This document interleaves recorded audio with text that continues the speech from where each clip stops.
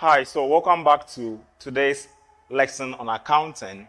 So in our previous lesson, we learned about accounting concepts and convention.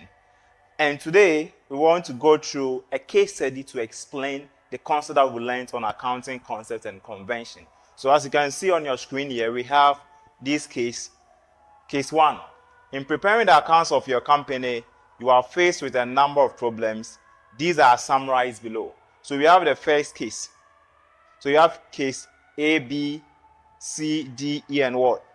G. So this is what we're going to, go through. But the question is that we are going to apply the accounting concepts that are applicable for each case. And where there are shorts in it as challenge, we'll know how to use that accounting concept to explain such case in this particular case. So let's take note of that. So we start with the first case. This is how it goes. The managing director wishes the company's good industrial relation to be reflected in the accounts. Let me take it again. The managing director wishes the company's good industrial relations to be reflected in the accounts. What is the meaning here? If you can remember, we said that when it comes to recording of transactions in the books of accounts, you should only record transactions that have a monetary substance. Here lies the case, the managing director wishes to have us to reflect the good industrial relation of the company to be reflected in the account. The question is, does this qualify, or have a monetary substance? No, it doesn't have any monetary substance, so we can't record this in our book. So this go against the concept called what? This go against the concept called what? Money measurement. Money measurement. Money measurement. So, should in case the accountant should record this in the books of accounts, he has go against the concept called what? Money measurement. Because here, the good industrial relation does not have any monetary value, so it's supposed not to record. Right? So, that is the concept that will be applicable here so that the accountant will do the right thing. Is that okay? Yes. Then B, the long-term future success. This is how it goes. It says the long-term future success of the company is extremely uncertain. The long-term future success of the company is extremely uncertain. Extremely uncertain. Uncertainty here. So what is happening here? Here we are saying that in terms of we knowing the extent to which the business can operate into the future, it is not certain, it's uncertain. So then which concept is applicable here? Then here we are talking about the going concern concept. Because it's that concept that says that it is assumed that a business will operate indefinitely into foreseeable future. So if the company's success in the long-term range is uncertain, then we are applying what we call the going concern concept. So going concern.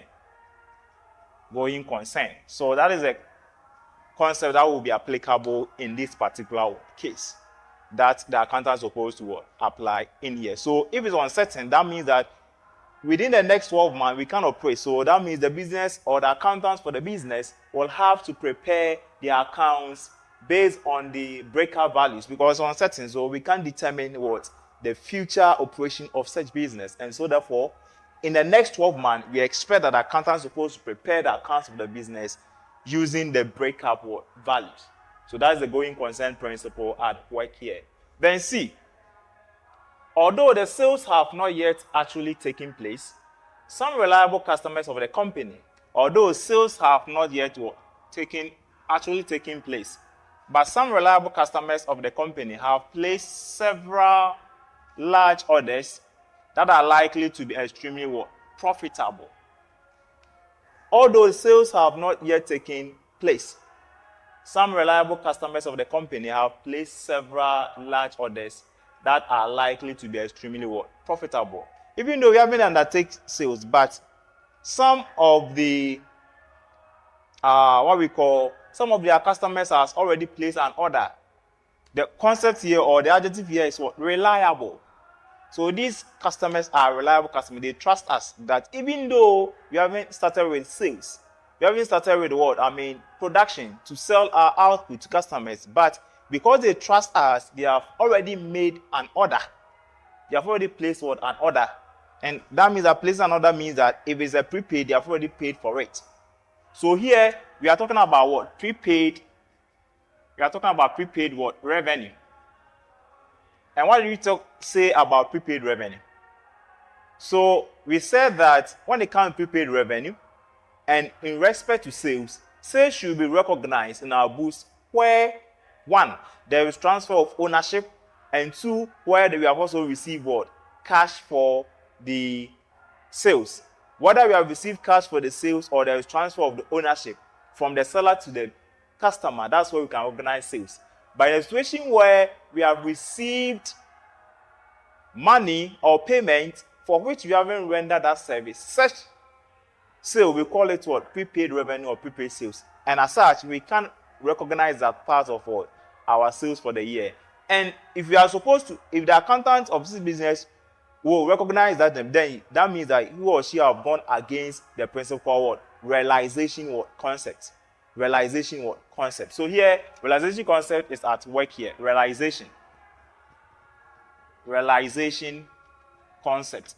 This concept says that business should recognize the revenue or sales of a particular period where there is transfer of ownership from the seller to the customer, whether payment has been received or not, but not when there is a payment from the customer to the business where the service or the sales has not been what, or the ownership has not been transferred back to the customer.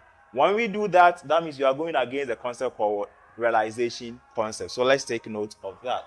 Then D, one of the owners of the company, we are talking about owners of the company, has invested his drawings in some stock and what? Shares.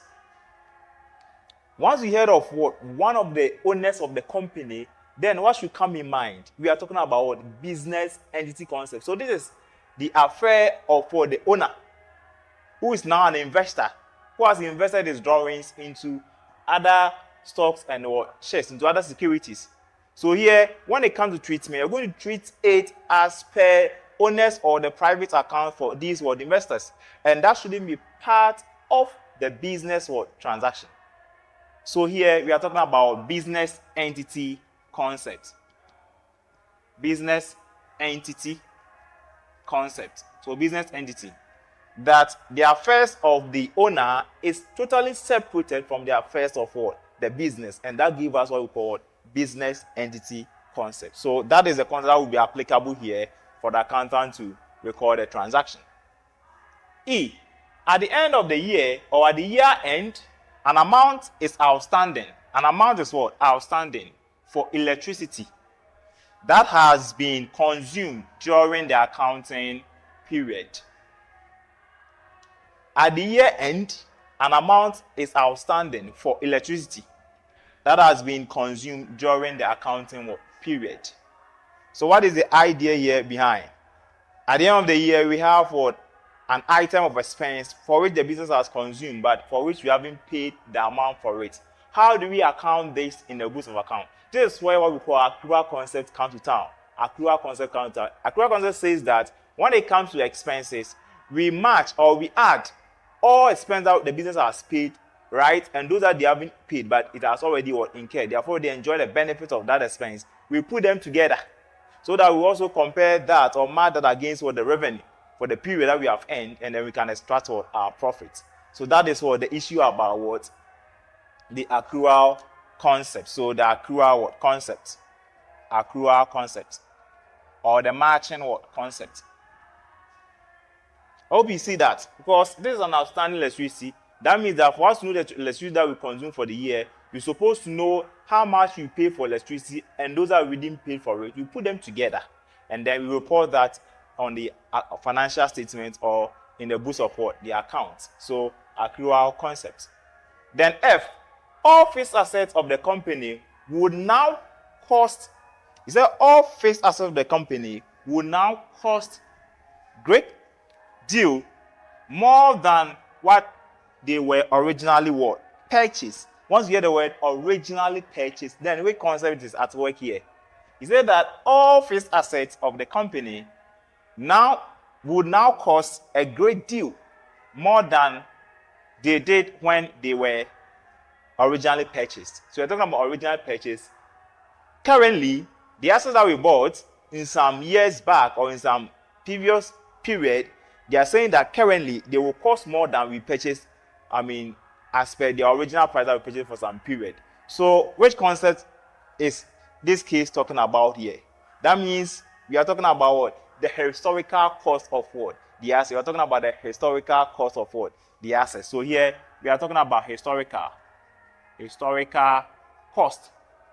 Historical cost. We are talking about the historical cost concept that is applicable here. Then G, the company owns some shares in a quoted company. Say the companies own some shares in a quoted what company, which the accountant thinks are worthless. What is happening here? We own some shares in some companies and we're supposed to have, the benefits and the dividends supposed to receive for it. But here lies the case, the accountant says that this is worthless. He's speaking from his own judgmental means, from his own opinion. Then which concept is applicable here in terms of recording in the books of accounts? He's talking about something based on his own opinion. He doesn't have any evidence that he's saying that it's worthless. He doesn't have any facts, no evidences, just being judgmental, personal opinion. Then the concept that this accountant is evaluating here has to do with what we call objectivity concept. It said that objectivity, that accounts are supposed to be prepared in an objective manner that show a clear and well understood information that users can be able to make sound economic decision, but not based on his own personal opinions, biases, and then judgmental issue or subjectiveness. So here the accountant is violating the concept called objectivity concept. So objectivity. So let's take note of that. And these are the few cases that we try to present to you so that we can use that to explain the part one lesson that we went through and the accounting concept and convention. So thank you. This is what we'll end our session for today. So thank you for watching this amazing video. If you find it helpful, please do want to drop a comment, like, share, and then subscribe if you are a new member on this channel so that together we can all grow this channel and then become good learners, because this is a channel of learners where we learn every day in issues of business, accounting, and mathematics. So thank you so much for watching this amazing video, and I will see you in the next session where we continue our discussion on what we call accounting equation or business equation, trying to expand it and then introduce ourselves also to double entry principle. So I'll see you in the next section. Bye.